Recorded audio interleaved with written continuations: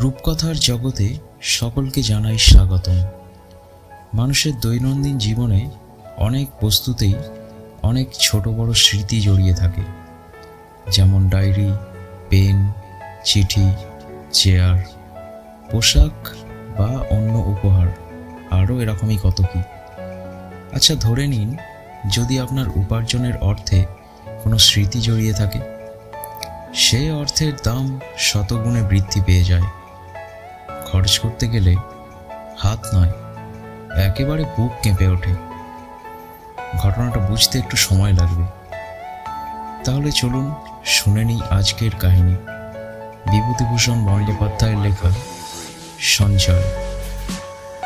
আজ গল্প পাঠে এবং অতুলের চরিত্রে আমি দেবকুমার, দ্বিতীয় পক্ষের স্ত্রী বিমলার চরিত্রে পূজা দাস, ঝিয়ের চরিত্রে আয়েশা, ভাগ্নি জয়ন্তীর চরিত্রে রিয়া গুছাইত, ডাক্তারের চরিত্রে দেবাশিস ভক্ত, তৃতীয় পক্ষের স্ত্রী সরোজিনীর চরিত্রে লিসা গুছাইত।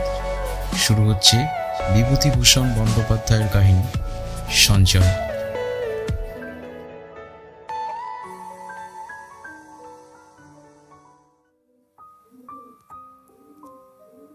অতুল স্ত্রীকে ডেকে বললে, সে টাকা কোথায় গেল? বাক্সের মধ্যে যে টাকা ছিল। স্ত্রী দ্বিতীয় পক্ষের বউ, স্বামীকে বেশ ভয় করে। সম্প্রতি টাইফয়েড থেকে উঠে অনেক কথাই মনে করে রাখতে পারে না। ভয় পেয়ে বললে, কেন? বাক্সের মধ্যে তোয়ালে বাঁধা ছিল, নেই? দেখছি না তো, তুমিও দেখো না খুঁজে। যা গিয়েছে তা আর পাওয়া যায় না, সে টাকাও পাওয়া গেল না। বাক্সের মধ্যে তো নেই, কোথাও তা নেই। বিমলা সারা দুপুর ধরে শত জায়গা খুঁজেও তার কোনো কিনারা করতে পারলে না। সন্ধ্যার সময় ম্লান মুখে এসে স্বামীকে বললে, সে তো পেলাম না। পাবে না, আমি জানি। আমার জিনিসে তোমাদের কোনো মায়াই নেই। যেদিন নিরুপমা মানে প্রথম পক্ষের স্ত্রী গিয়েছে, সেদিনই সব গিয়েছে। তোমার বাক্সে অতগুলো টাকা রইল, কাপড় আছে, সেমিজ আছে, সায়া আছে, পাউডারের কৌটো, সবই ঠিক রইল। তোয়ালে বাঁধা টাকাটাই গেল চুরি। সদ্য টাইফয়েড থেকে উঠেছে বিমলা, তার অধিকাংশ কথাই মনে থাকে না। তোরঙ্গের মধ্যে তার জামা কাপড় সাবান এ সবই ছিল, সবই সত্যিই বটে। কিন্তু সে ভেবে দেখল, গত 3 মাসের মধ্যে সে রোগশয্যায় পড়েছিল। মাস্তুই মরণের দ্বার থেকে ফিরে এসেছে, তাও সে জানে।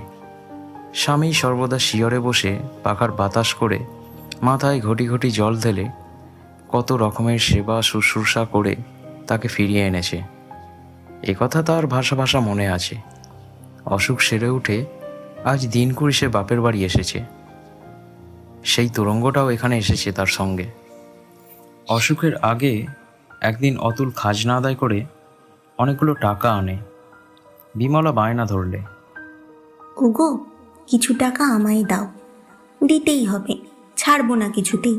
অতুল দ্বিতীয় পক্ষের স্ত্রীর অন্যায় আবদারে একটু বিরক্ত না হয়ে পারলে না।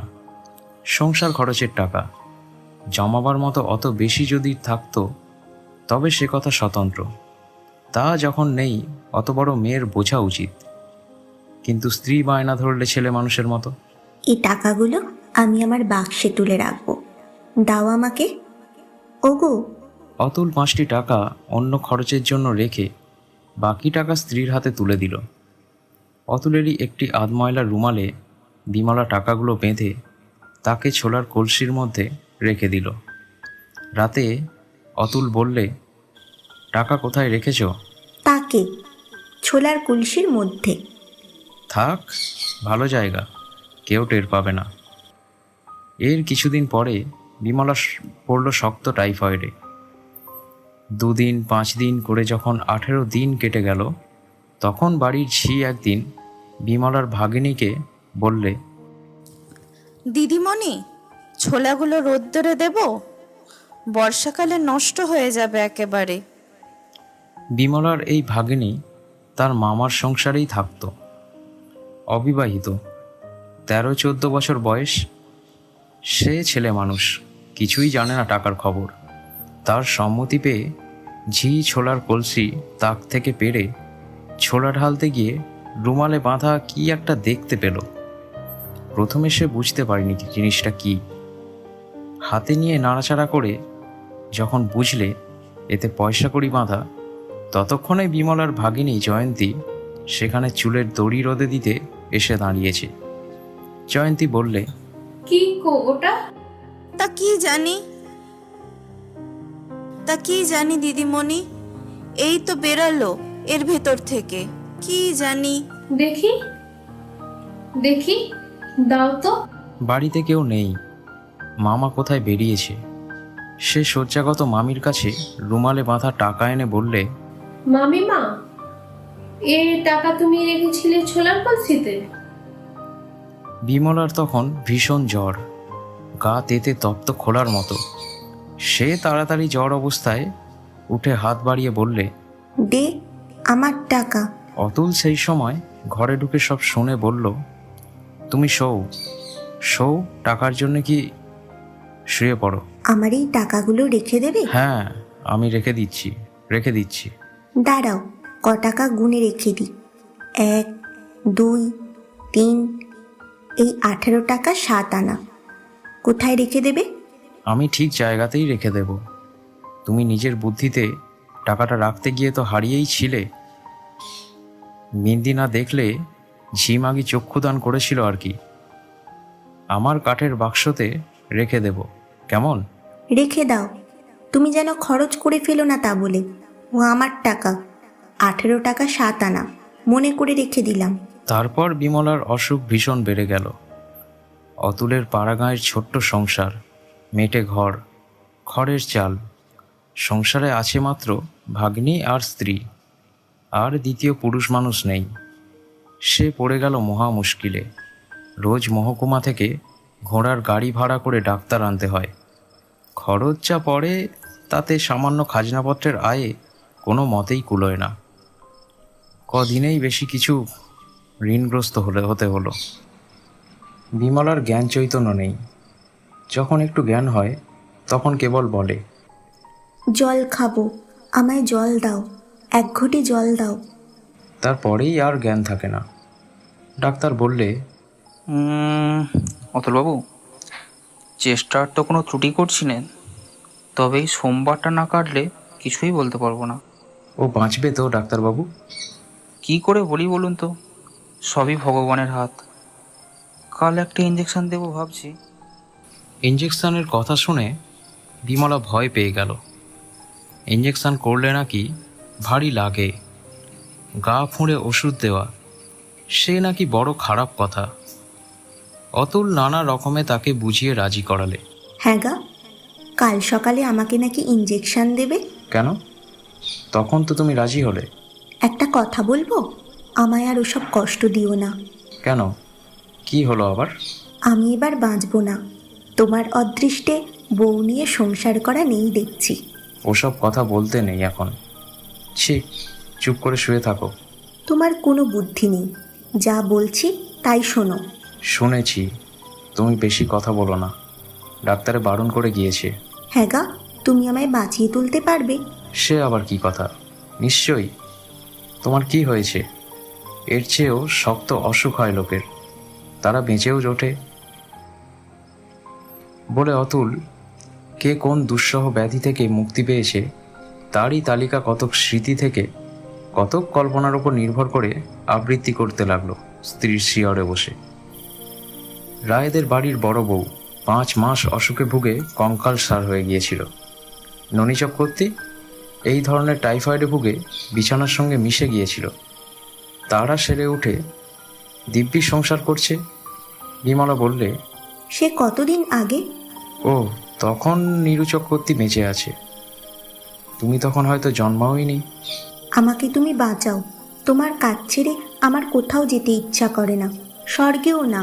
তোমার তো সেরে গিয়েছে, ভাবনা কিসের? চুপটি করে শুয়ে থাকো তো। সত্যি আমায় তুমি বাঁচাতে পারবে?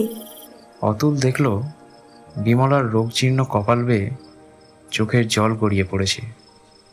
মুখের ভাব এত বদলে গিয়েছে যে ওকে সেই বিমলা বলে চেনাই যায় না।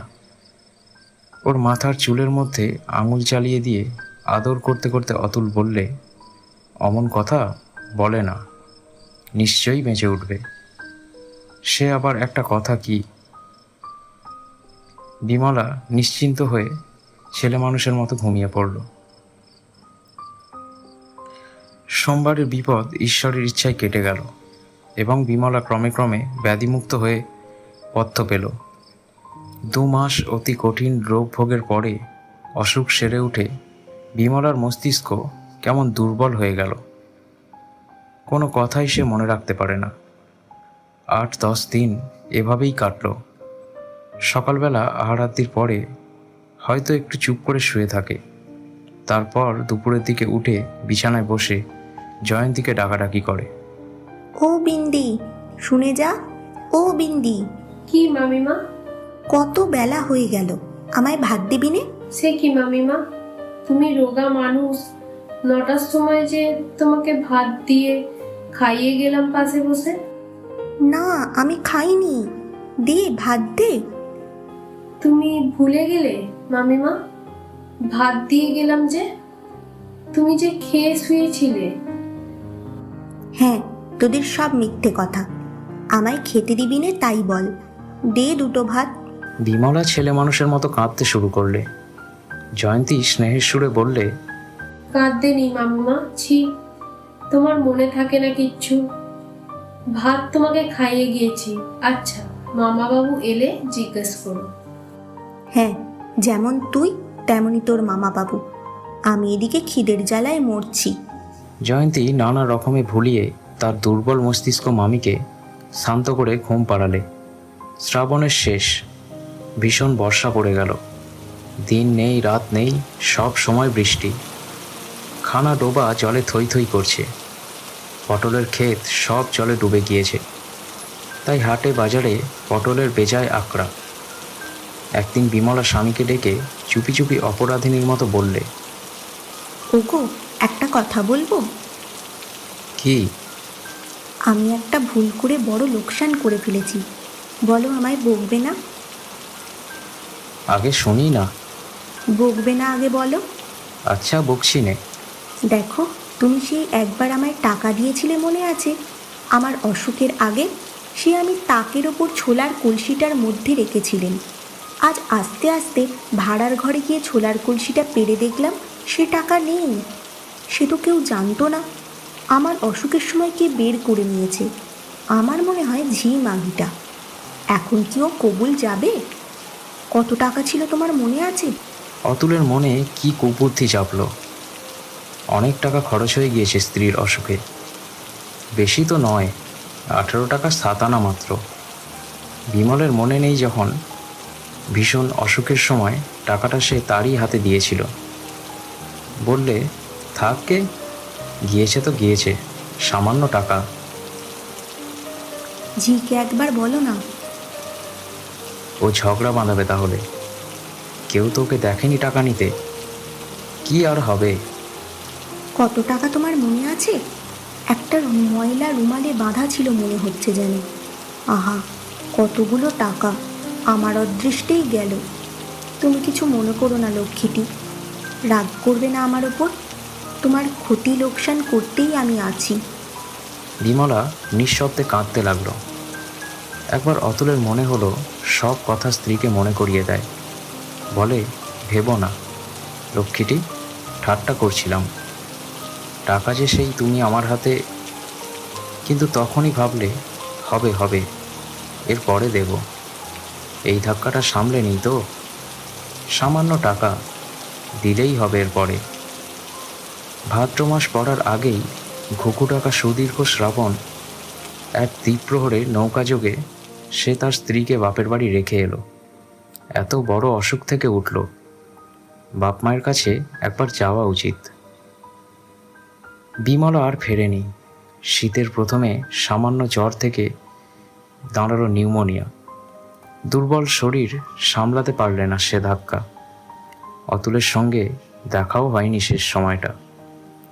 স্বামী বা 2-5টি সঞ্চিত টাকা যা পাউডারের কৌটোতে ছিল, নিজের তোরঙ্গটাতে, সব ফেলে রেখে চলে গেল। এরপর 7 বৎসর অতীত হয়ে গিয়েছে। অতুলের বয়সেও ভাঁটিয়েছে, মাথার চুলে পাক ধরেছে। দেখলেই মনে হবে যৌবন বিদায় নিয়েছে কিছুকাল আগে। এখন রাস্তায় কন্ট্রাক্টরি করে হাতে 2 পয়সা করেছেও। আগের চেয়ে অবস্থা ঢের ভালো। গ্রামের মধ্যে একজন সঙ্গতিপন্ন লোক সেই বর্তমানে। এবার স্থানীয় ইউনিয়ন বোর্ডের প্রেসিডেন্টও নির্বাচিত হয়েছে। শীতকালের দিন, সে বসে চৌকিদারের মাসিক বেতনের বিল পরীক্ষা করছে। এমন সময় পাশের ঘর থেকে সরোজিনীর, মানে তৃতীয় পক্ষের স্ত্রী, 2টি ছেলে ও 1টি মেয়ে হয়েছে। উত্তেজিত কণ্ঠে শোনা গেল, শোনো শোনো, শিগগির এদিকে এসো তো, দেখো দেখো।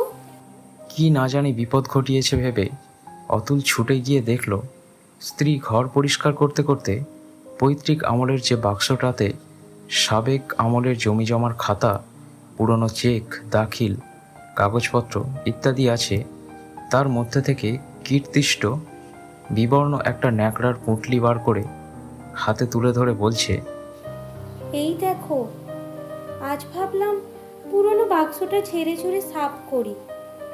কাগজপত্রের ভেতর এই দেখো কি ছিল। কি বলো তো এটা? বোধহয় টাকা কড়ি। খুলে দেখি, দাঁড়াও। পরে ক্ষিপ্ত হস্তে পুঁটলির গেঁড়ো খুলে বললে, দেখো দেখো, টাকা আর খুচরো।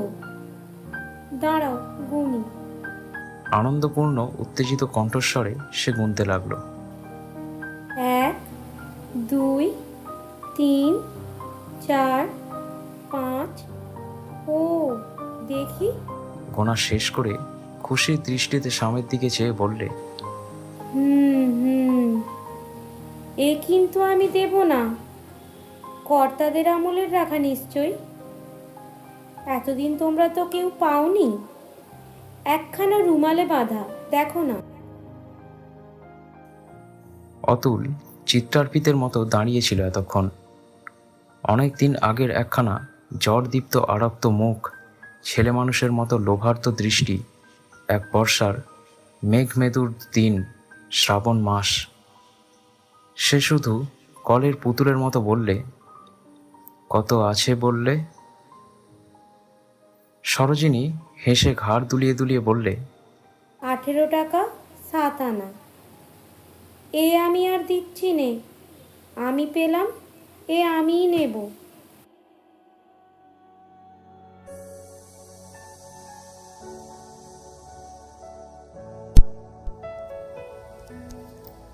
সঞ্চয় মানুষকে ধনী বানায়। সঞ্চয় মানুষের বিপদকালীন সুরক্ষা। সঞ্চয় জীবনে বড় সুখকর। কিন্তু ভেবে দেখুন তো, সঞ্চয় যদি স্মৃতি হয়ে দাঁড়িয়ে আমাদের অতীতকে ডেকে আনে বারংবার, সামান্য মূল্যের টাকাও হয়ে ওঠে অমূল্য। শুনছিলেন বিভূতিভূষণ বন্দ্যোপাধ্যায়ের লেখা গল্প সঞ্চয়। গল্পটি যদি আপনার ভালো লেগে থাকে তাহলে একটি লাইক করুন এবং শেয়ার করুন। আপনার মতামত আমাদের কমেন্ট বক্সে জানান। আপনার মতামত আমাদের নতুন কিছু করতে অনুপ্রেরণা যোগায়। আরও এ ধরনের নতুন নতুন গল্প শুনতে সাবস্ক্রাইব করে নিন আমাদের ইউটিউব চ্যানেল রূপকথার জগৎ, এবং আমাদের আপডেট সবার প্রথম শুনতে পাশে থাকা বেল আইকনটি প্রেস করে দিন। সবশেষে ভালো থাকবেন, সুস্থ থাকবেন, সাহিত্যের হাত ধরে এগিয়ে চলবেন। আজ আপাতত নমস্কার।